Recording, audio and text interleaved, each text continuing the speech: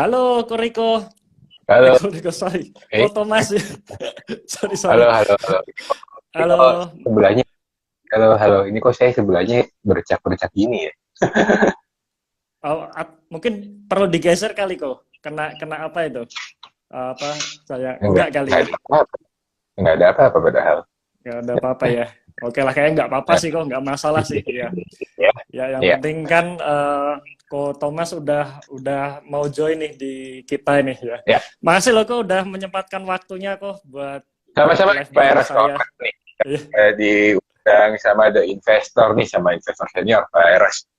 Wah, wah, bukan. Ini justru ya teman-teman investor nih. Kami biasanya nyebut follower kami itu teman-teman investor gitu kok. Jadi kalau Oke, saya mungkin lalu. perkenalkan beliau Pak Thomas ya, Pak Thomas Towil sini. Ya, Nah, bisa saya katakan beliau ini senior saya nih.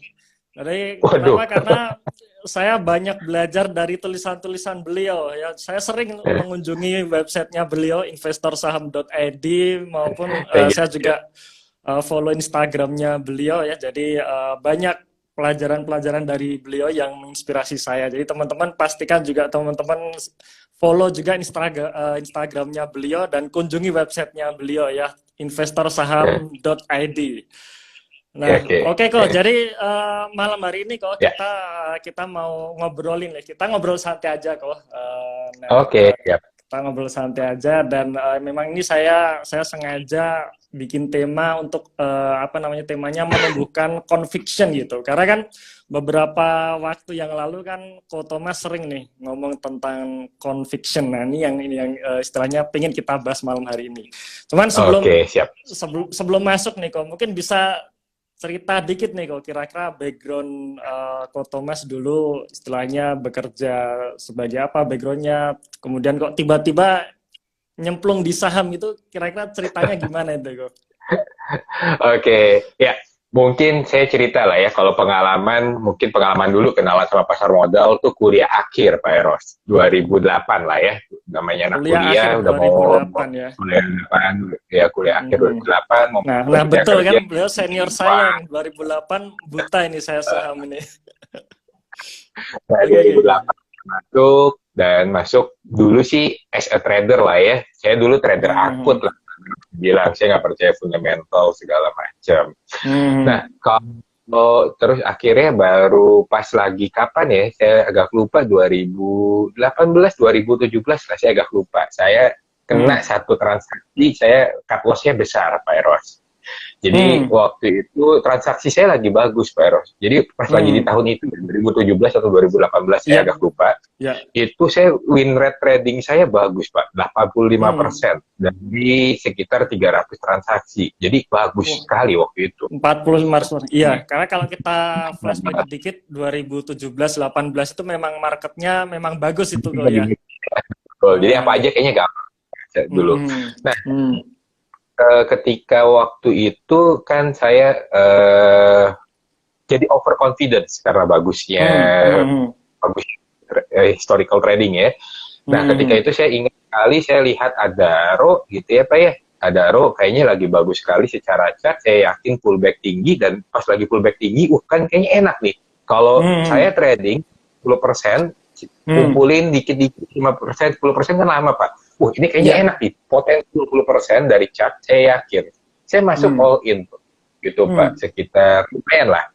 At the Hmm. end, bukannya naik, malah turun kan. Nah, Hmm. ketika jadi ketika kita main 10% dana sama 100% dana, itu adalah uh, psikologis yang berbeda.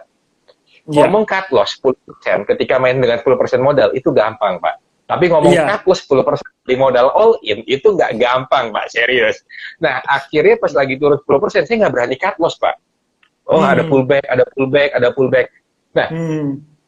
akhirnya ya market tidak memihak dan akhirnya saya cut loss. Jadi waktu itu saya transaksi kan belum terlalu besar ya, trading nggak berani gede-gede Pak. Jadi waktu itu saya cut loss Hmm. sekitar 30.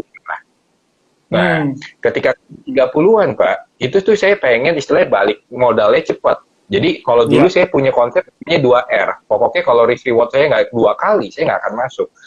Iya. Dulu bahkan 2,5 kali minimal saya baru mau masuk ke transaksi, Pak. Nah, pas lagi skala besar 30 juta itu cuma 30 juta, saya nggak bisa psikologi saya rusak waktu itu. Saya 1,5 R kan, Pak. Akhirnya ya dari 85% transaksi saya bagus menang, 10 transaksi berikutnya setelah saya kalah daro, saya cut loss semua, Pak. Nah, Ya, jadi apa ya, profit-profit yang dikumpulkan bisa dikatakan hilang gitu, Pak ya? hilang, Pak. Hilang aja dalam seminggu, 2 minggu kayaknya. Semua. Bener. Dan diraih hampir setengah tahun lebih, hilang semua hanya dalam 2 minggu. Iya. Nah, akhirnya saya itu saya buat jadi tulisan juga. Akhirnya saya menenangkan diri ketika udah tenang, udah bisa menerima bahwa saya kalah. Ya, kalah gitu, dengan uang yang berapa itu tadi. Akhirnya saya masuk, Pak. Masuk lagi, kumpulin kemenangan-kemenangan kecil, dan akhirnya di tahun itu bisa selamat lah ya, dapat 25% hasil dari trading. Nah, tetapi saya akhirnya menyadari ada satu hal. Kehilangan 30 juta, Pak, membuat psikologi saya hancur. 30 juta loh, Pak. Kita nggak ngomong 300 juta, nggak ngomong 3 miliar. 30 juta. Psikologi saya hancur. Serendah itu, Pak, berarti daya tahan psikologi saya. Nah, akhirnya saya cari orang main duit gede, itu tuh gimana sebenarnya, Pak? Akhirnya ketemulah videonya Pak Lo tuh. Nah, itu kan Pak berteman baik nih sama Pak Lo. Saya ingat sekali, dia ada ngomong gini, Pak, yang buat saya kesel. Ngapain sih nyari uang kecil, kalau nyari uang gede itu gampang. Waduh, emosi, Pak, pas lagi denger, Pak. Emosi ya, tuh ingat banget. Saya lagi di pesawat, dengar downloadannya YouTube ya, pas Pak Lo ngomong gitu. 5% gede. Terus saya baru lihat, baru nyari-nyari, Pak Lo tuh siapa sih sebenarnya? Gila, duitnya banyak ya. untung dari saham apa yang akhirnya jadi itu Java, ya, saya lupa lah, saham yang daging itu. Gila, untungnya gede, gede segala macam. Nah, terus saya jadi tertarik. Apa sih value investing? Dari sejak itulah sebenarnya saya tuh baru mendalami value investing sebenarnya, Pak. Dan sekarang berarti akhirnya saya memilih kira-kira di tahun 2018-an, Pak, 2017 ya berarti. 2017-2018 lah sebenarnya saya tuh baru shifting dari trading dari trader akut ke investing sebenarnya, Pak. Nah, kalau pengalaman apa yang bisa buat saya cepat lah ya, bukan cepat lah ya, untuk belajar value investing, memang kalau secara background saya ini IT consultant, Pak.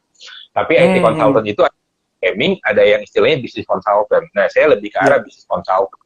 Jadi memang secara background saya ada cukup banyak pengalaman lah ya untuk handle company-company dari berbagai industri, FFC, mining, plantation, segala macam gitu ya. Memang kebetulan utilities company, kebetulan memang pernah ada experience ngerjain project, jadi ya kurang lebih ada pemahaman dari business knowledge lah dari masing-masing industri selama ya. Mungkin itu, Pak, pengantarnya. Ya, berarti di situ ini, Pak, ya, apa namanya, kenal industri-industri tadi dari pekerjaan Bapak sehari-hari sebenarnya ya. Betul, Pak. Bisa dikatakan gitu ya, oke. Berarti perjalanan tradingnya cukup ini lama, Pak ya, kira-kira hampir 10 tahun ya, 2008 sampai 2017-18. Wah, mantap, Pak. Mungkin kalau saya bisa flashback, mungkin Pak Lo waktu itu mungkin dia cerita di Indika Energi mungkin, Pak, karena beliau beli Indika Energi di harga 100, jual di harga 4.000 tuh waktu itu. 4.000 ya, cepat ya. Cepat, hanya dalam 2 tahun gitu, Pak. Itu juga salah satu inspirasi yang luar biasa gitu. Iya, betul. Oke, Pak, menarik sekali ya kok perjalanan. Jadi memang sebenarnya perjalanan kita dalam berinvestasi ini kadang memang butuh waktu gitu. Kita istilahnya apa ya namanya, feelingnya dapat, alias apa, tune in-nya dapat, itu memang berbeda-beda. Ya kalau cerita sedikit, kalau saya sendiri kok, saya sebenarnya beli saham pertama itu 2011. Ya, 2011 saya kerja pertama kali plus buka RDN pertama kali waktu itu. Dan saya juga ingat tuh, saham pertama kali yang saya beli BBRI gitu. Beli langsung turun ya. Beli langsung turun, langsung deg-degan, langsung jual. Itu masih ingat. Kemudian ya perjalanan perjalanan waktu 2013 ini mulai istilahnya sadar investasi gitu. Tapi masih belum dapat tuh feel-nya. V-nya. Sudah mulai belajar tuh value investing apa gitu. Pak Parahita, saya ngelihat juga Wah, apa namanya tulisan-tulisannya Pak Teguh Hidayat dan sebagainya itu saya lihat semua gitu. Nah, baru saya ketemu Phil itu 2015. Jadi perjalanan lumayan panjang tuh. 2015 baru ketemu Phil ya, waktu itu saya kerja kan di bank nih kok. Di bank ya, di bank oh dan mantap. kebetulan saya di divisi treasury-nya di situ. Jadi kan kita ngelola likuiditas bank tuh secara umum ya, salah satu Ya, bank terbesar di Indonesia.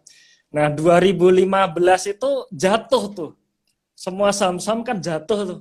ISG betul. jatuh, termasuk saham di perusahaan tempat saya kerja ini juga jatuh 40% Betul. gitu. Nah, waktu itu saya mikir, oh, perusahaan saya ini nggak kenapa-napa gitu. Bahkan kinerjanya aja bagus, tapi harganya turun sampai 40%. Dan di situ saya baru dapat feel, oh ini yang kesempatan untuk membeli saham bagus di harga murah gitu. Murah, Saya betul. di situ baru istilahnya dapat tuh feel-nya. Oh ternyata yang namanya value investing, karena sebenarnya udah ngerti nih, kita ngitung value kemudian bandingin harga gitu. Cuman kadang untuk apa namanya prakteknya ini kan agak-agak susah gitu ya. Maksudnya murah itu gimana? Ya, apa namanya tepatnya itu di mana? Nah ini yang kadang memang kita masih belum ngerti. Nah baru di situ mulai dapat itu.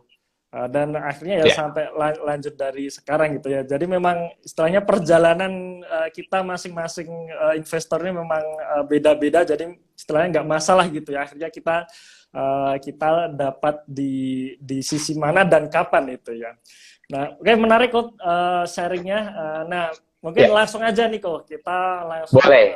saya tanya aja tentang conviction ini kok. Jadi kan Ya, mungkin bagi teman-teman mungkin istilahnya apa sih conviction ini gitu. Sebenarnya conviction kan gampangnya adalah keyakinan ya kok ya. Mungkin keyakinan betul. kenapa saya akhirnya pilih saham ini gitu. Nah, karena Betul. ini pertanyaan yang dari dulu sampai sekarang ini tetap ada, yaitu ini. Mas Ros, kira-kira saham yang bagus untuk investing apa ini gitu? Atau Betul. kira-kira saham yang bisa saya hold 5 tahun ke depan apa? Oh, saya ditanya seperti itu, saya sebenarnya kaget nih. Yakin nih kalau saya bilang saham X, lo mau nge-hold 5 tahun yakin gitu ya. Akhirnya kan nggak yakin juga gitu kan. Nah, ini istilahnya hal-hal yang masih mungkin masih untuk pemula ini belum tahu gitu. Caranya gimana Ya, sih untuk kita punya conviction ini gitu. Nah, kira-kira ya. gimana nih Ko Thomas ini? Oke. Saya mungkin pinjam ini ya, pinjam penjelasan dari Pak Parahita nih, IG-nya investasi jalanan. Saya ingat salah satu tulisannya beliau, ketika kita misalkan milih transaksi, ada sumbu X sama ada sumbu Y. Ya, sumbu X sama sumbu Y. Ya, Pak ya. Sumbu X adalah dengan kita akan perusahaan itu, sumbu Y ini adalah potensi profit, Pak. Nah, jadi pilihan saham itu ada dibagi menjadi empat kuadran lah. Yang kita nggak yakin dan profitnya juga nggak tinggi potensinya, yang kita nggak yakin potensi profitnya tinggi, yang kita yakin potensi profitnya rendah, dan yang kita yakin potensi profitnya tinggi, Pak. Oke? Nah, terkadang orang tuh yang jadi salah ketika milih transaksi, mereka tuh milihnya adalah yang nggak yakin potensi rendah diambil, yang yakin potensi rendah diambil, yang nggak yakin potensi tinggi diambil, tahu-tahu portonya jadi membludak 60-70 saham, padahal uangnya mungkin 100-300 juta, tapi punya sahamnya 70 saham gitu kan. Jadi returnnya nggak akan tahu. Nah, kita sebagai investor sebenarnya kan nggak harus memencet tombol buy dan memencet tombol sell setiap hari, Pak, sebenarnya. Pilih hanya saham-saham, ya, saham-saham yang kita yakin di kuadran yang kita yakin potensinya tinggi, Pak. Pilih yang itu aja.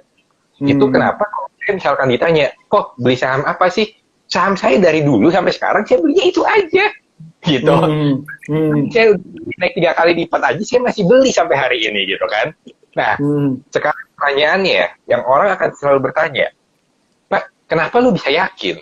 Kenapa bisa yakin dan kenapa yakin potensi profitnya tinggi? Itu kan yang jadi pertanyaan. Iya. Oke? Iya. Nah, saya sih bagi saham itu ngikutin Peter Lynch, tapi mungkin sedikit modifikasi, Pak. Nyari saham, kita harus paham dulu, Pak. saham itu story-nya apa. Kalau kita Iya. misalkan, wah, mau invest sahamnya call, tapi gue berharap call itu pertumbuhannya bagus selama 10 tahun ke depan. Ya gila gitu kan. Kalau call Iya. hancur ya nggak mau Yohanes Surya sama Einstein yang ngelola juga nggak akan growth gitu aja gitu kan. Itu Iya. kan Iya. siklus gitu. Nah, jadi Hmm. kita harus paham, kita tuh mau belinya saham story-nya apa. Kalau misalkan Hmm. sahamnya growth gitu ya, yang fast growth, Hmm. ya Hmm. coba aja dicek gitu, coba aja dicek itu memang salesnya tumbuh enggak, labanya Hmm. tumbuh enggak, segala macam. Hmm. Contoh deh ya, emiten yang mungkin orang-orang nggak tahu lah emiten apa yang saya suka. Hmm. Kita aja emiten itu, saya nggak mau nyebut kode emiten lah ya, nanti Ya. dihanggap pom-pom harga pucuk, harga tiang segala macam, saya malas lah dapat Ya. tanggapan kayak gitu. Tapi misalkan gini, emiten itu Hmm. tahun 2020 Pak, itu Hmm. kebanyakan customer-nya dia adalah Horeca, hotel, restoran, kafe, sama salon Hmm. Pak. Ya. Hmm. Hmm. Bayangkan 2020 tuh bisnis hancur banget Pak. Bapak Ya. kalau pelaku industri pasti tahu lah, itu hancur banget. Ya. Nah, perusahaan itu, tapi bisa labanya ningkat, Pak. Salesnya turun, labanya ningkat. Efisiensinya kan bagus, berarti kan. Hmm. Hmm. Terus orang komen nih, Pak, percuma perusahaan growth-nya bagus kalau cuma karena efisiensi, nggak bisa naikin penjualan. Hmm. 2021, buktiin dia penjualannya naik. Dengan Hmm. catatan loh ya, 2021, Horeca sama salon belum baik-baik aja. Ya. Artinya penjualan dia itu ditopang dari sektor lain, which is sektor retail, Pak. End Hmm. customer.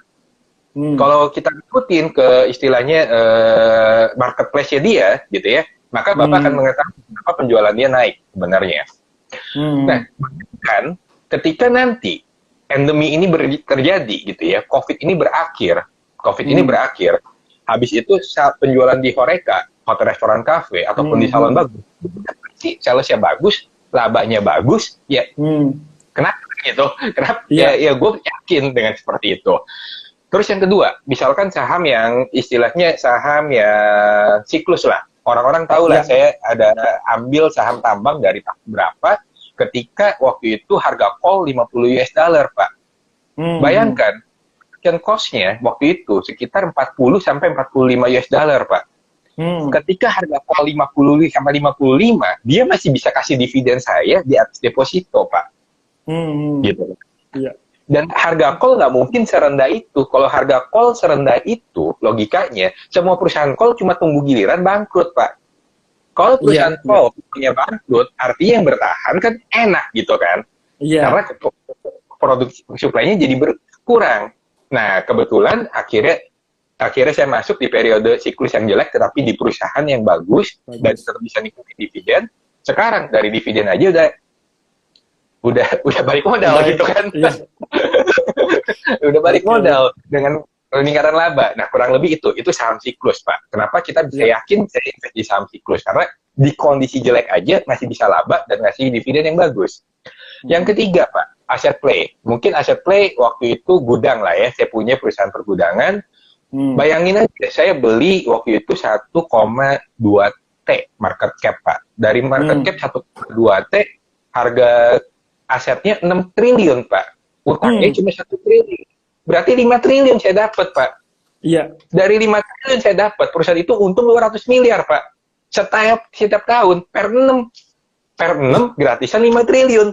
Ya kan gila, Pak. Iya. Ya, nah itu contoh-contoh kenapa bisa yakin. Maksudnya kita harus bisa lakukan analisa yang menyeluruh sampai seperti itu.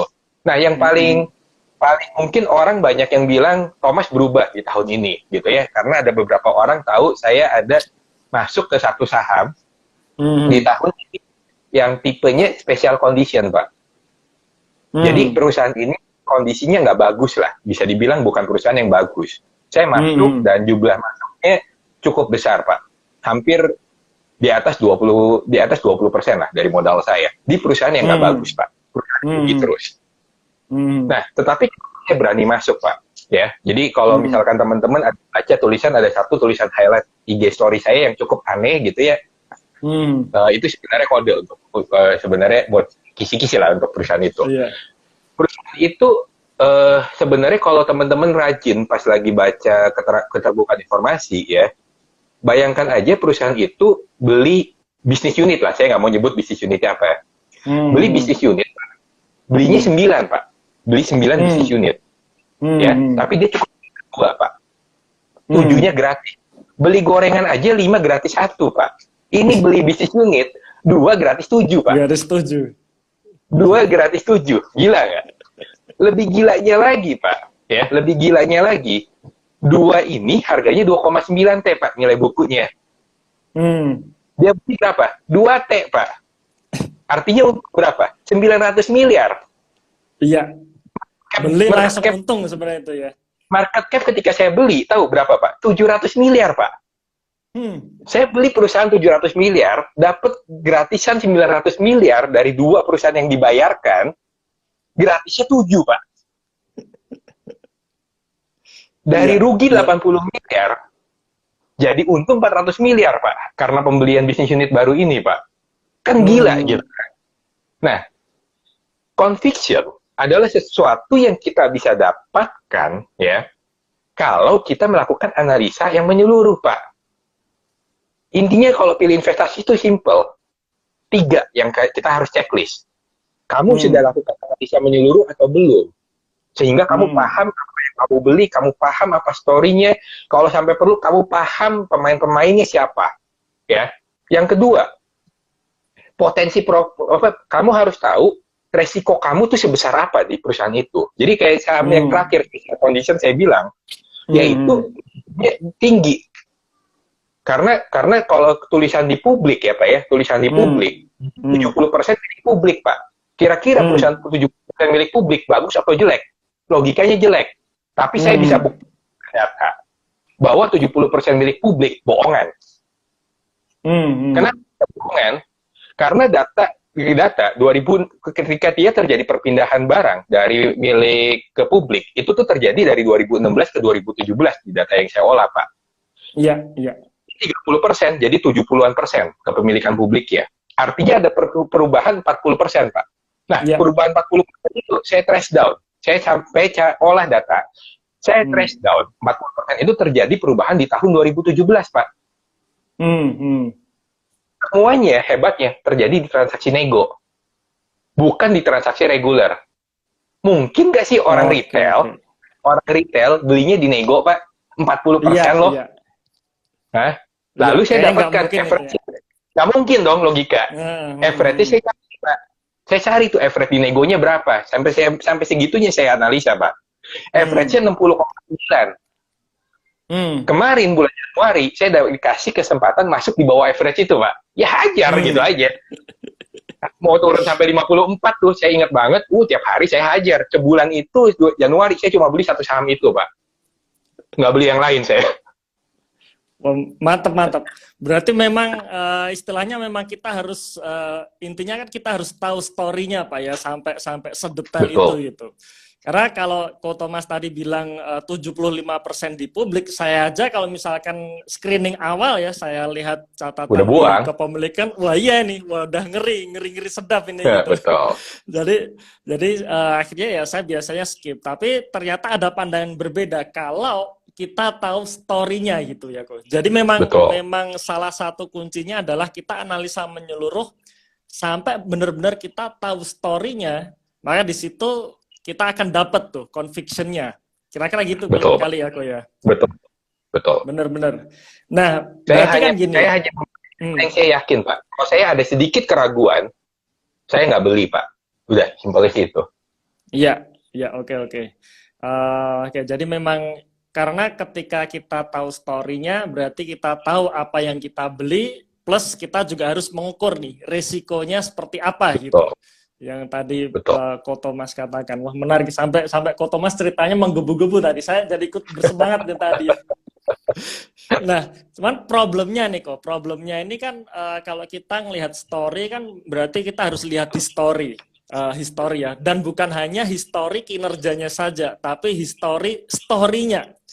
Apa sih yang membuat perusahaan-perusahaan di tahun lalu, misalkan seperti Ko Thomas tadi bilang itu terjadi transaksi semu seperti itu. Nah, ini yang perlu kita dalami lagi. Nah, kalau misalkan kita ya, mungkin khususnya bagi kita yang masih pemula nih, kok. Jadi kita sudut pandangnya pemula ini, kok kayaknya sih yang akan kita lihat tuh banyak banget gitu, kok. Nah, mungkin bisa nggak Diko, kira-kira clue-nya nih, kira-kira kita mempelajari story ini secara efisien itu gimana caranya gitu? Ya, oke. Paling simpel Pak. Yang pertama, Hmm, kita harus hmm, lakukan klasifikasi saham Pak. Itu yang iya, paling pertama. Saham ini Bapak mau klasifikasikannya apa? Kalau misalkan hmm, contoh Pak, saham mining, ya. Saham mining, kalau misalkan hmm, kita contoh ITMG kemarin ya, sorry, ya, anggaplah ITMG, itu kan laba iya, naiknya berkali-kali lipat, atau iya, SMDR, naiknya kan gilaan. Tapi iya, nggak mungkin perusahaan seperti ITMG ataupun SMDR, kita expect tiap tahun tumbuhnya growth seperti itu, Pak.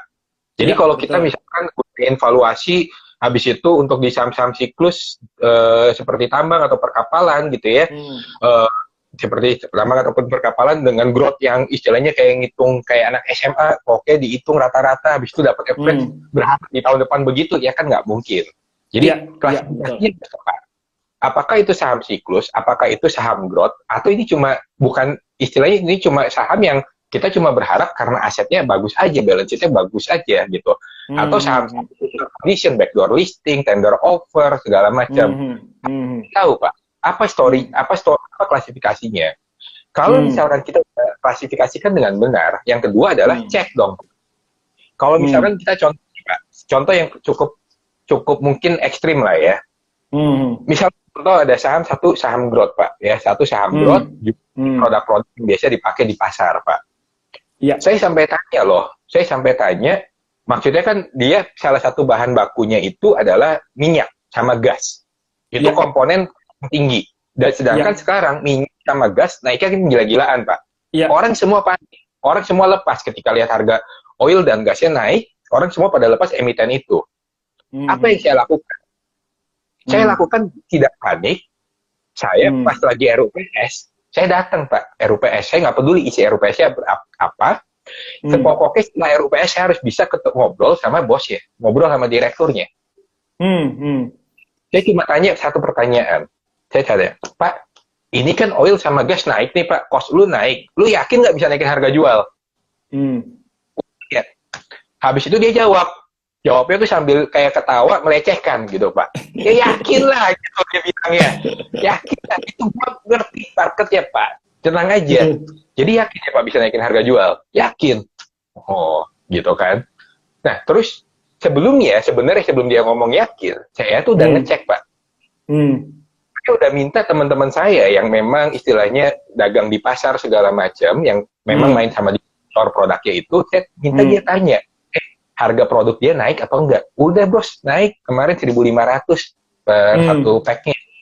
hmm, Nah itu kan bagus, artinya dia bisa naik. iya, Terus gue tanya, iya, udah naik 1.500, lu masih beli nggak produknya? Masih. Ya udah, sok gitu kan. Nah, jadi makanya saya yakin, makanya saya tulis tuh, sudah naik lupa turun. Nah, itu sebenarnya hmm, mengacu kepada emiten itu. Emiten-emiten hmm, yang berhasil menaikkan harga dan tidak kehilangan volume penjualan. Kurang lebihnya kan seperti itu, Pak. Nah, hmm, itulah hmm, contoh mendapatkan keyakinan. Keyakinan itu tidak hanya kita ngecek apa yang ada di laporan keuangan, Pak. Kita tuh iya, harus terjun ke lapangan, ngecek kondisinya. hmm, Sekarang semua itu serba enak, Pak. Kalau dulu kita harus benar-benar terjun ke lapangan. Sekarang hmm, saya cuma tinggal hmm, WhatsApp ke hmm, teman saya. Dong harga produk ini naik nggak? Tanyain dong ke teman-teman lu, masih pada beli nggak? Udah naik? Masih. Ya hmm, udah. Kayak misalkan sekarang, saya udah tahu duluan nih Pak, teman-teman. Susu bulan depan naik 20%. Ya itu hmm, semuanya dari WhatsApp, Pak. Semua informasi dari WhatsApp. Jangan cuma WhatsApp nanya stok picknya apa. Jangan, iya, tanyalah kondisi market itu seperti apa, pahamin bisnisnya emiten kamu. Nah, kurang lebihnya sih seperti itu. Itu untuk kita bisa dapat conviction. Jadi nggak semuanya ada di laporan keuangan, tapi semuanya itu ada di sekeliling kita.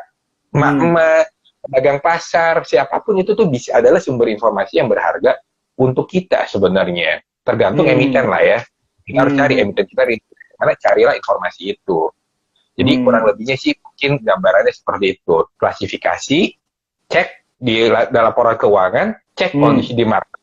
Semua story masih nyambung nggak untuk dia bisa bertumbuh lebih bagus ke depan. Mungkin seperti itu kalau dari saya, Pak. Iya, iya. Oke, jadi memang sebisa mungkin, intinya kan sebisa mungkin kita juga cek di lapangan ya, aku ya, bukan hanya sekedar membaca laporan keuangan saja gitu kan. Ini Betul. apa namanya, ini juga menarik karena kadang kalau misalkan gini kok, kalau saya pribadi ya memang ada keterbatasan waktu. Ya sebenarnya memang istilahnya bisa sih dengan Ko Thomas yang katakan tadi, misalkan kita WhatsApp teman-teman kita. Saya pun kadang untuk beberapa hal saya juga melakukan seperti itu. Tapi memang conviction saya mungkin sharing ya kok ya. Jadi kita Hmm. kita sharing. Nah, eh, conviction antar investor pastinya juga kadang berbeda-beda. Nah, kalau saya pribadi, saya biasanya akan lebih tenang gitu, akan lebih tenang kalau misalkan tidak terjun di lapangan. Tapi dengan catatan nih, dengan catatan. Pertama, kita memang harus paham bisnisnya. Ya, artinya kita tahu bisnisnya apa, kemudian apakah kita tahu tadi seperti Ko Thomas termasuk bisnis siklus ya atau bisnis yang dia sustain growth kinerjanya atau bahkan malah justru turun gitu. Turun dalam artian turun karena pandemi, tapi kita punya punya istilahnya bayangan nih proyeksi bahwa nanti ketika pandemi selesai perusahaan dia bisa bangkit lagi dan di situ biasanya juga ketika dia bisa bangkit harga sahamnya kan naik gitu. Nah, Ya. itu beberapa hal yang bisa kita lakukan terutama saya sendiri. Nah, saya sendiri juga salah satu patokan yang misalnya kita tidak tahu story sampai ke dalam itu, yang penting adalah tadi selain ngerti perusahaannya, ngerti bisnisnya, kita pastikan bahwa kinerjanya ini bagus sebenarnya gitu. Jadi kalau Ya. saya sendiri kok, saya biasanya screening saham itu pertama lihat nih kolom istilahnya laporan laba ruginya gitu ya. Nah, Ya. laba ruginya bagaimana nih? Oke enggak gitu. Nah, memang kalau misalkan oke kan baru kita cek neraca dan sebagainya, hutang dan sebagainya gitu. Nah, kalau kalau sudah memang terkonfirmasi oke, nah, dan kita ngerti bisnisnya, kita tahu prospeknya, paling nggak prospek beberapa tahun ini, 1-2 tahun ini, nah baru di situ saya melakukan valuasi gitu kan. Jadi valuasi ini terakhir. Betul.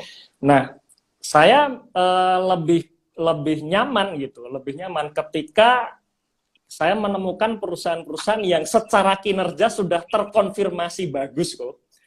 Ya, kalau Setuju. kalau Ko Thomas tadi kan sebenarnya secara secara kinerja belum belum tentu bagus nih gitu kan. Tapi dengan adanya riset, dengan adanya kita meliti story tersebut, menjadi yakin bahwa ke depan kinerjanya akan bagus kan gitu. Seperti Ko Thomas tadi bilang, sampai datang ke RUPS-nya, bahkan cuman pengen ngobrol sama bosnya, cuma tanya satu Ya. pertanyaan tadi, itu luar biasa banget tuh kok.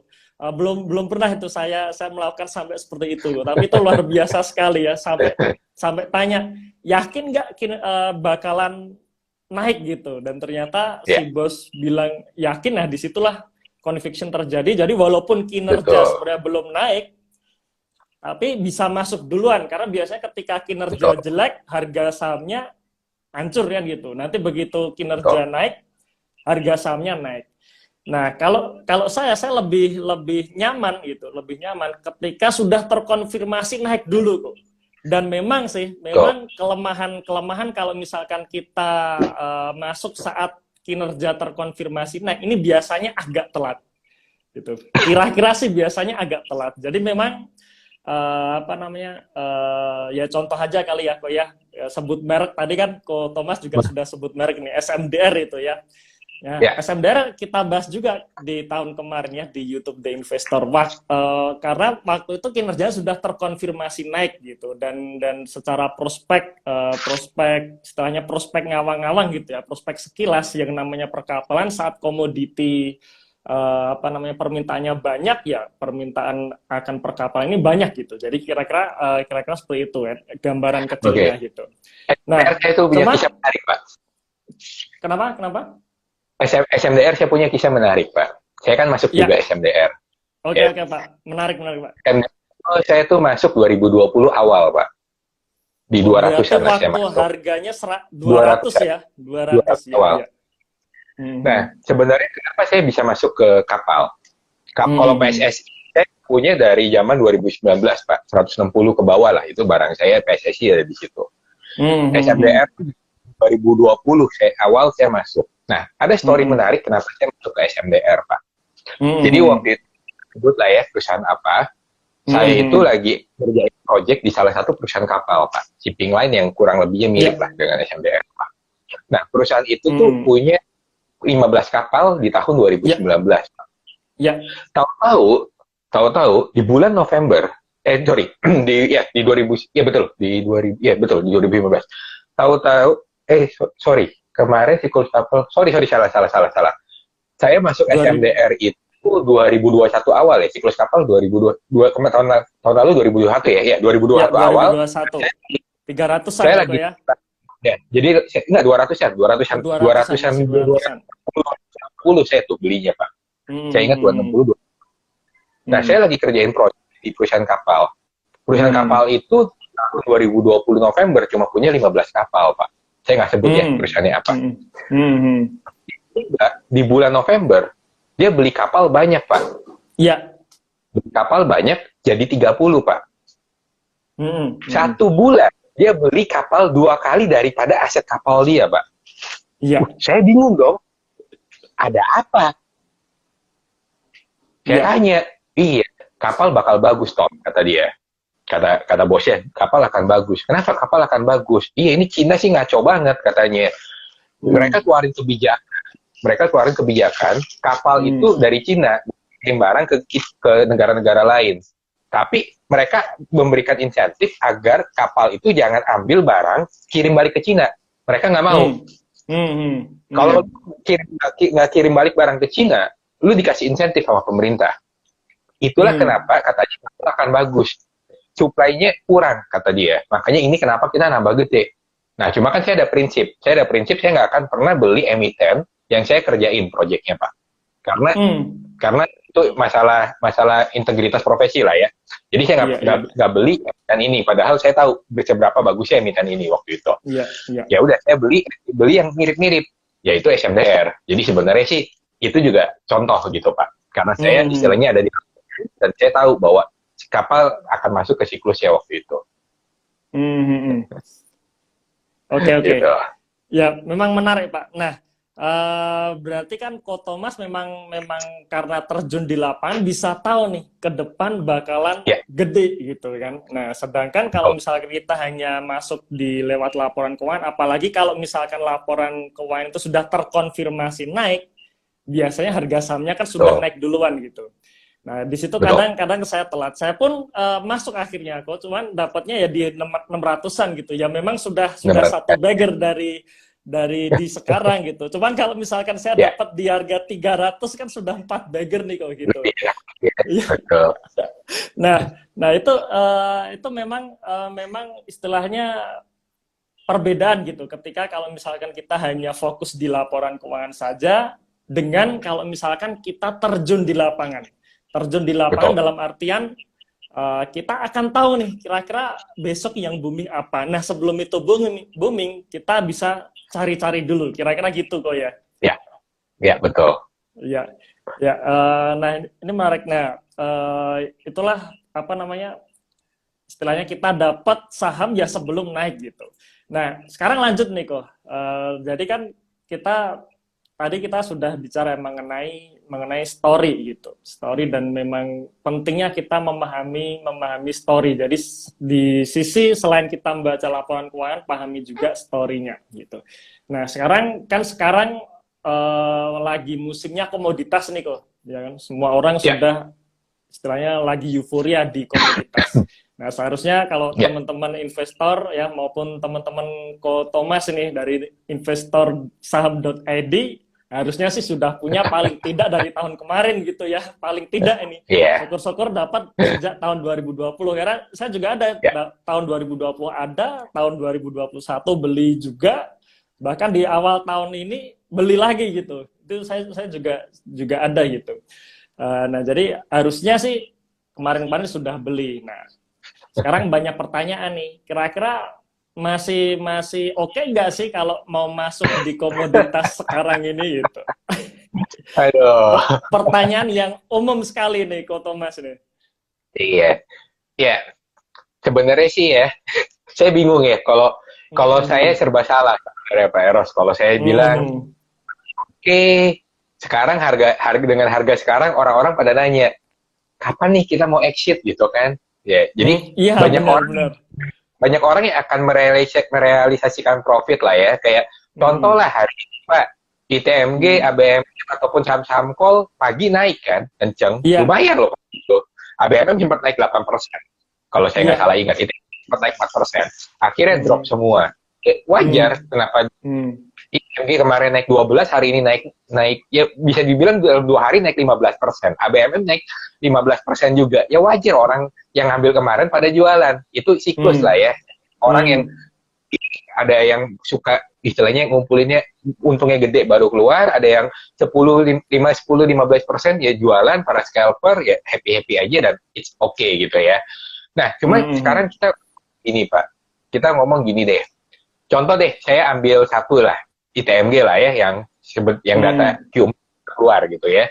Kita lihat ITMG di laba kan sekitar 6,9 triliun ya, kalau saya nggak salah ingat di tahun dirupiahkan ya. 2021. Dirupiahkan, betul. Dari 6,9 triliun, itu 2 triliun sendiri, ya, 2 triliun, ya sekitar 2 triliun sendiri ya, kalau saya nggak salah ingat, itu adalah sumbangsi dari Q4 aja, Pak. Iya. Nah, Q4 itu kan harga call memang lagi bagus ya. Kurang lebihnya seperti itu, Pak. Gambarannya aja, Pak. Q1 2022 ini harga call tuh lebih bagus loh dari Q4 2020, Pak. Iya. Jadi artinya potentially di tahun ini Q1 akan lebih baik.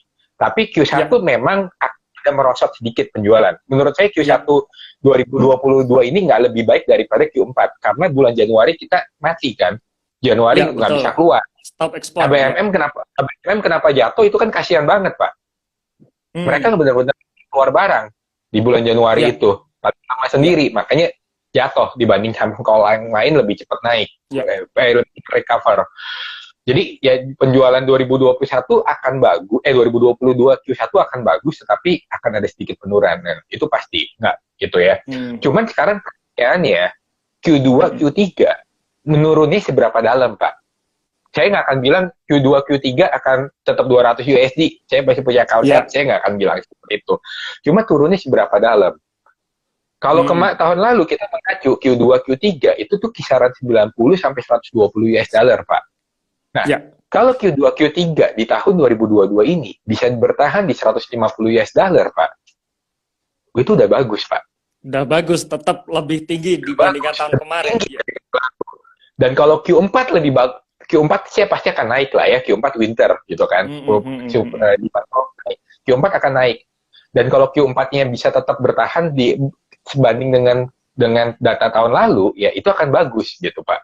Jadi menurut saya, kalau kita ngomong secara kinerja laba, ya menurut saya emiten call masih sangat menarik lah ya. Masih akan menarik. Dan kita kan perlu ingat, call itu tuh sebenarnya sentimen yang paling powerful adalah dividen. Iya. Jadi nanti di sekitar bulan April segala macam ITMG mungkin akan umumin dividen atau emiten call lain akan umumin dividen dan dividennya gede. Ya biasalah market suka, market apresiasi gitu ya. Habis itu dan biasanya turun gitu ya habis dividen. Habis itu ada yang taking profit segala macam turun. Habis itu keluar LK lagi, kinerjanya bagus ya mungkin ada potensial naik. Ya udahlah makan dividen aja sambil nikmatin capital gain-nya ntar mungkin akan ada terapresiasi. Kayak kemarin aja orang-orang pada ngomong kan cuma harga saham call nggak naik-naik walaupun call-nya naik, atau sekali naik boom gitu kan. Selalu begitu. Kinerja nggak pernah bohong menurut saya, Pak. Iya, betul setuju, Pak. Kinerja nggak pernah bohong. Sama aja, betul. Sama aja lah, nanti CPO juga orang pada bilang nggak ada apresiasi. Sekarang CPO udah berapa? 6.000 ringgit ya, kalau saya nggak salah. 6.000 ringgit, ya. 6.000 ringgit kan? 6.000 ringgit. Mungkin all time high ya kayaknya ya. All time high, ya. Ya, akan otomatis ya kinerjanya terapresiasi. Kalau kinerja terapresiasi, ya kayak kemarin lagi gitu. Cuman kalau saya pribadi emang lebih suka call daripada CPO. Jadi call nggak terlalu suka. Kalau call saya suka, tapi semuanya akan kembali kepada kinerja. Dan kalau emiten CPO kinerjanya bagus ya naik aja gitu aja. Cuma tinggal masalah preferensi. Itu sih kalau dari saya. Iya, jadi kebanyakan orang kan mikirnya harga saham mining itu akan selaras dengan harga produksinya gitu, bukan harga komoditasnya gitu. Jadi kalau misalkan Nah, harga kol naik, harga saham kol seharusnya naik gitu. Nah, padahal itu ya, kan konsep yang istilahnya salah kok ya. Jadi istilahnya ketika harga komoditasnya naik ini akan tercermin nanti di kinerjanya kan gitu. Nah, baru setelah ya kinerjanya naik, nah baru nanti biasanya harga sahamnya itu akan mengikuti dalam betul. dalam jangka panjang. Jadi tidak serta merta harga CPO naik, harusnya saham-saham CPO juga naik dong. Tapi kenapa ini nggak naik-naik? Iya, Wah, ini pasti kalau betul, bandar nggak naikin ya nggak akan naik kan gitu. Akhirnya betul. akhirnya kan ceritanya seperti itu. Itu menarik loh. Iya, Jadi sebenarnya potensi masih ada, tapi kalau kalau istilahnya mau entry untuk kita yang jangka panjang kayaknya nanggung gitu ya. Kira-kira kan nggak tahu juga, seperti Pak. itu ya. Nggak tahu Nggak tahu juga. juga ya. Kalau Saya sendiri juga kalau kalau ditanya seperti itu juga bingung juga ini. Kalau Karena saya sekarang sih kita ngelihat sih cukup confidence ya Pak ya. Maksudnya iya. sekarang lihat gampangnya gini aja Pak. Gampangnya sih gini aja. Lihat aja duitnya Hmm. kemana Pak. Lihat aja duitnya kemana. Hmm. Kita bilang ESG duitnya nggak akan ke call. Nah terus sekarang Hmm. duit yang masuk ke siapa gitu kan. Iya. Nah, ya Iya. kan. Ada artikel yang lucu kan. Yang BlackRock ada beli untuk invest triliunan ya, dana besar lah. Dana besar ke emiten call. Terus yang Hmm. lucu tuh adalah retail kebanyakan menjual saham-saham apa ya oil and gas lah, saham energi dan membeli Hmm. saham ESG. Hmm. Institusi ada membeli saham energi. Hmm. Kebalikan Pak. Justru yang Iya. sekarang jadi investor itu retail bukan institusi gitu. Ya institusi juga nggak bodoh lah Pak. Dia akan melihat Iya. duitnya kemana. Mereka olah duit orang kok. Orang Hmm. duitnya ada di energi, masa nggak masuk ke energi yang bener aja. Gitu aja Hmm. sih. Kalau kinerja Iya, nggak iya. bohong buat saya. Betul, betul. Berarti sebenarnya Ko Thomas ini juga ini ya sampai sampai mempelajari apa namanya price action juga mungkin ya.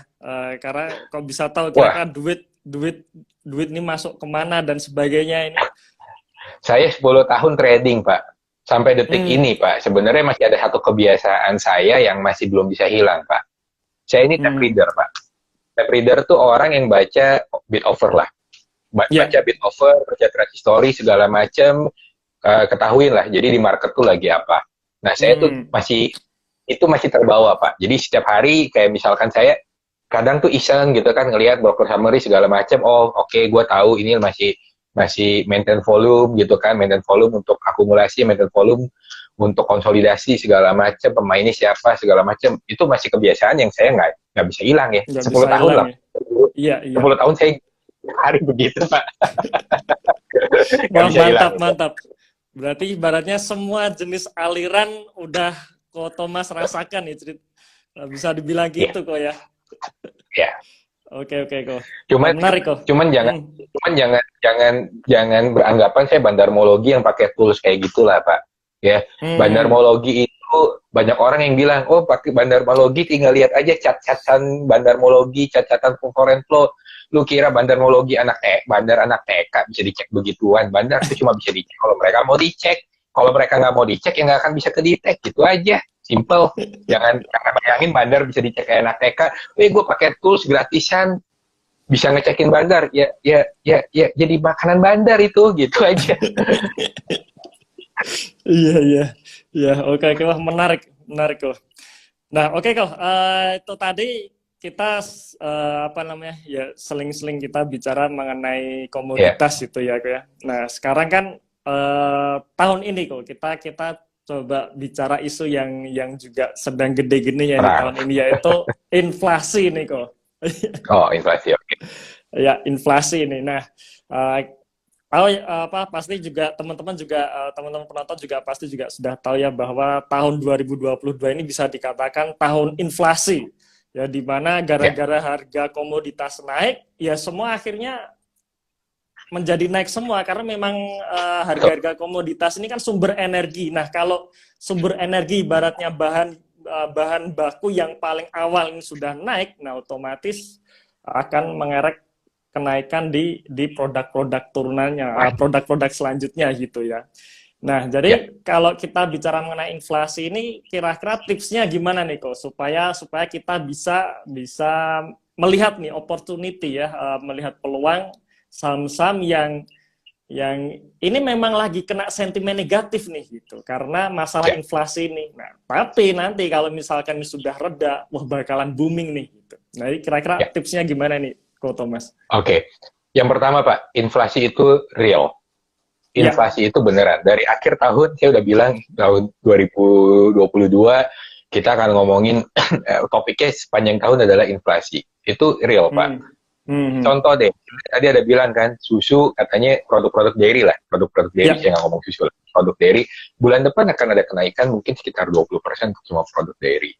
Hmm. Mungkin juga orang-orang yang kayak teman-teman yang dagang gula gitu ya, pedagang besar Hmm. gula juga pada bilang gula itu bakal langka Hmm. Hmm. bulan bulan Maret depan. Ya mirip-mirip sama kejadian minyak lah. Jadi kita tuh masih akan banyak mengalami masalah-masalah terkait dengan bahan baku segala Ya. macam dan lain-lain lah Ya. ya. Ya. Itu real. Itu kenaikan bahan baku segala macam akan terjadi, kenaikan ongkos produksi itu pasti akan terjadi. Itu nggak bisa Hmm. Hmm. dihindari. Nah, Ya. sekarang kalau itu apakah itu berbahaya? Yes, berbahaya. Untuk Ya. perusahaan yang nggak bisa naikin harga jual. Ya. Kalau Oke, perusahaan oke. yang nggak bisa naikin harga jual, ya mati lah, Pak. Kalau ongkosnya produksi ini naik, mereka mau naikin harga jual nggak bisa, mereka harus dipaksa jual murah, ya itu akan menjadi masalah. Jadi Hmm. itu, tapi kalau perusahaan yang punya brandnya bagus, ya punya Hmm. brandnya bagus, ya masalah Pak. Mereka bisa naikin harga jual, atau mereka Hmm. bisa turunin, kayak Bapak beli ini deh, biskuit. Kalau Bapak Hmm. sadar nih ya, Bapak beli Oreo, Oreo Pak. Hmm. Hmm. Bapak 2 tahun lalu beli Oreo yang sama, ya Hmm. ukuran, kalau Bapak perhatikan, ukuran biskuit itu Hmm. jadi lebih kecil di tahun Hmm. ini. Hmm. Hmm. Jumlah biskuit berkurang 1 Pak untuk per 1 bungkus. Udah separah itu kita tuh kondisinya untuk consumer good Pak. Jadi Hmm. mereka udah cari cara gimana gue nggak naikin harga, tapi tetap penjualan bisa. Akan ada satu Hmm. titik nggak bisa. Mereka harus naikin harga jual. Nah sekarang tinggal siapa yang mau naikin harga jual dan semuanya naikin harga jual. Ketika semuanya Ya. naikin harga jual, kenaikan itu dianggap sebagai hal yang wajar. Nah Ya. ketika semuanya naik, barang mana yang masih bisa dibeli, itulah kekuatan dari brand. Hmm. Jadi Hmm. perusahaan yang punya brand bagus yang bisa naikin harga jual tapi nggak kehilangan daya beli, itu adalah perusahaan-perusahaan yang akan diuntungkan, Pak. Karena Hmm. kenaikan komoditas itu nggak mungkin selamanya, Pak. Saya walaupun Ya. secinta-cintanya saya sama kol, saya nggak berharap kol ini akan setinggi ini 2 tahun mendatang, Pak. Hmm. Hmm. Kelangkaan kapal itu selesai, Pak, akhir tahun atau enggak paling lama Februari tahun depan, Pak. Siklus kapal Hmm. selesai. Nggak akan bisa Hmm. lebih panjang dari itu. Karena kapal-kapal baru udah jadi, kalau kapal baru udah jadi, supply datang, ya udah Ya. selesai. Masalah Ya. kontainer kelar, gitu aja. Jadi Ya. masalah kontainer akan selesai tahun depan awal tahun. Ya kalau habis Hmm. kalau itu selesai, ya komoditas juga akan turun, gitu aja simpelnya, Pak. Nah, ketika Hmm. komoditas turun, ongkos produksi kan turun, Pak. Ya. Ongkos produksi turun, apakah emiten apakah perusahaan akan nurunin harga jual? Sampai mati juga nggak akan, Pak. Udah naik tuh Ya. nggak akan turun. Mereka paling memberikan dalam bentuk promosi. Promosi meningkatkan impulse buying, beli Hmm. gitu kan. Orang kalau diskon kan, waduh nggak butuh aja beli gitu kan. Nah, Hmm. itu jadi pilihlah perusahaan-perusahaan yang bisa naikin harga jual, tapi kamu percaya itu nggak akan kehilangan daya beli. Kurang lebihnya sih itu Ya. kuncinya kalau menurut saya untuk menghadapi era inflasi ini. Itu sih kalau dari saya. Oke, oke. Jadi memang apa namanya, kita bisa istilahnya kisi-kisi ya, dapat kisi-kisi dari Ko Thomas ini. Bagaimana dengan terjadinya inflasi ini, otomatis apa namanya, harga produksi akan naik. Nah, tergantung nih perusahaan bisa menaikkan harga jual atau enggak. Artinya kalau dia Betul, bisa menaikkan harga jual, kinerjanya tetap bagus. betul. Apalagi apalagi kita bisa menemukan dengan kondisi seperti ini, kinerja Iya, perusahaan tetap bagus. Nah, itu. betul. Nah, nanti ketika apa namanya, harga-harga komoditas sudah mulai normal lagi gitu ya, apa, harga komoditas normal dan sebagainya membuat ongkos produksi turun.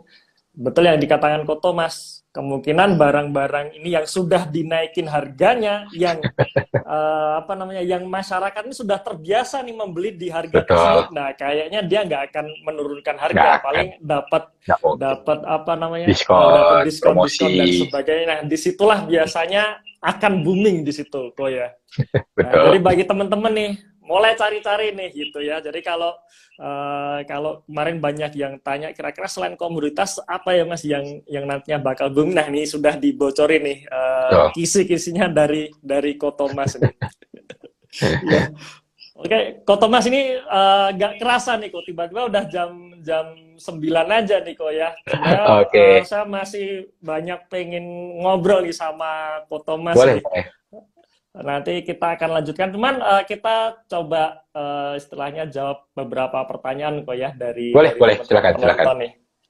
Nah ini oke, nah ini salah satu pertanyaan yang menarik nih kok. Cari yang punya mood, betul ya, mood economic mood tinggi karena bisa dengan gampang kenaikan cost ditransfer ke produknya. Nah ciri-cirinya itu apa Betul. kok? Apakah GPM ya, gross profit marginnya secara tinggi, konsisten tinggi atau gimana nih kok? Jadi mungkin Sebenarnya sih ciri-cirinya gini, dilihat dari rasio di laporan keuangan tuh. Nah, kira-kira untuk mengetahui mood economic mood tinggi itu di bagian mana itu? Kira-kira pertanyaannya seperti itu nih. sebenarnya sih susah juga, Pak. Contoh nih ya, anggaplah Hmm. Mustika Ratu. Itu GPM-nya tinggi loh, 50% Ya. lebih. Tetapi saya sih nggak ngelihat eh, produk dia, apa ya, punya mod yang bagus lah, kurang lebihnya, Pak. Gitu. Hmm. Jadi sometimes tuh gimana ya? Memang kita harus ngecek ke lapangan sih Pak untuk produk-produk itu ya. Maksudnya gini Hmm. Pak, simpelnya Pak. Kalau misalkan kamu jadi customer, kamu masih mau Hmm. beli produk itu naik atau kamu akan beli produk kompetitor ya kan simpelnya itu Pak. Iya, iya. Kamu sendiri dari mau beli jadi nggak mau beli, ya udah kamu tahu jawabannya. Perusahaan itu nggak bisa naikin harga jual. Hmm. Hmm. Dua Pak, kita lihat. Contohnya gini sih Pak, kalau namanya brand atau segala macam, selalu ada Hmm. produk yang namanya market leader Pak. Ya, Kalau Coca-Cola nggak naik, Pepsi nggak bisa naik. Karena kalau ya, misalkan Pepsi naik, Coca-Cola nggak naik, ya orang semuanya beli Coca-Cola, gitu kan. iya, iya. Jadi masalah naikkan harga sebenarnya tergantung dari si market leadernya ini. Kuncinya itu. Jadi kalau Oke, misalkan oke. kita ngomong apakah bisa naik atau enggak, ya sebenarnya menurut saya ya Pak ya, masalahnya Hmm. market leader ini mau bunuh nggak, mau ngekill nggak kompetitornya. Karena biasanya market leader punya profit yang lebih tinggi daripada Kompetitor kompetitor-kompetitornya. kecil Makin ya. lama mereka nggak naik, semakin semakin rugi si kompetitor itu dan lama-lama bisa mati. Ini kan bisnis itu modelnya gitu Pak. Kalau gue Hmm. ada kesempatan, ya kenapa gue nggak kill? Nggak ada yang namanya Hmm. bisnis. Yuk kita tumbuh bareng-bareng, kita kaya bareng-bareng.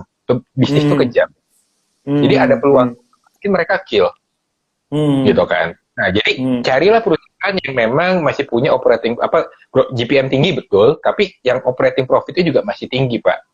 Kalau Hmm. misalkan GPM-nya tinggi, operating profitnya rendah, Hmm. ya mereka tahan seberapa lama, Pak? Kalau misalnya market leader-nya nggak mau naikin harga, kan nggak bisa, kita ketergantungan. Kalau market leader-nya habis itu mau 2 tahun nggak naikin harga, mereka bisa tetap untung. Yang mati, Hmm. yang naikin, yang nggak bisa naikin harga karena kompetitor market leader yang nggak naikin, ya itu yang mati gitu kan. Jadi cari yang Hmm. GPM-nya tapi operatingnya tinggi karena percuma GPM kamu bagus, tapi operatingnya bocor Pak. Iya, iya. Oke, Gitu. oke. Ya habis itu lah Karena memang ke operating profit ini kan salah satunya ada biaya promosi mungkin di situ ya kok ya. betul, Itu kan di betul. luar Ada dari di luar operation, dari apa namanya? Di luar dari produk. biaya pokok ya. HPP gitu kan. Nah, ini yang bisa membuat perusahaan itu akan survive atau tidak gitu kok ya. Betul. Oke, oke, menarik. Berarti mood yang tinggi salah satu cirinya selain GPM tinggi, memang GPM ya memang mau nggak mau ya harus tinggi gitu kan Go ya. Jadi nggak bisa Betul. GPM-nya rendah gitu kan. Yang kedua Tergantung, operating tergantung bisnis. profit. Bisnis Oh yang GPM-nya ya, nggak bisa tinggi.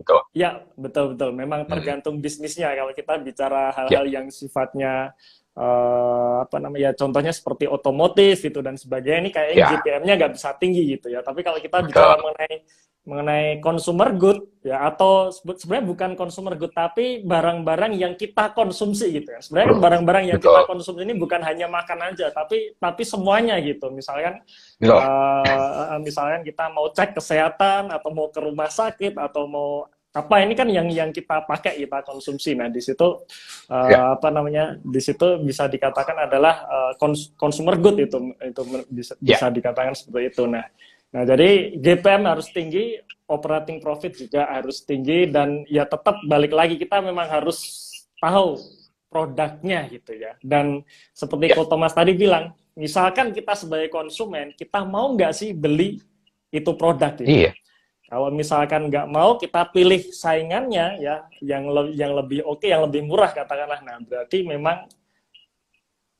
apa namanya, economic mode-nya ya ternyata tidak kuat kan gitu kok ya. Seperti yang Ko betul. Thomas tadi cerita produk yang istilahnya GPM-nya ini tinggi, tapi sebenarnya produknya nggak kuat. Oke, Ko. Menarik sekali kok apa obrolan kita malam hari ini kok. Ya, jadi karena Oke, ini udah nggak kerasa jam 9 nih kok. Jadi mungkin oke, kita kita bisa close dulu, kita akhiri dulu, oke. dan pastinya berharap nih kok saya bisa ngundang Ko Thomas lagi nih buat buat Tentu, tentu. sharing-sharing Silakan, Pak Eros. sekalian. Saya juga pengen belajar banyak nih dari Ko Thomas ini. Oke, terima Oke, kasih kok atas waktunya. thank you. Semoga memberikan pencerahan, memberikan insight baru buat teman-teman sekalian. Jangan lupa follow Instagramnya beliau, investorsaham.id, dan kunjungi websitenya ya, investorsaham.id. Karena saya sendiri pun juga sering mengunjungi websitenya beliau. Oke, terima kasih. Selamat malam kok, selamat istirahat.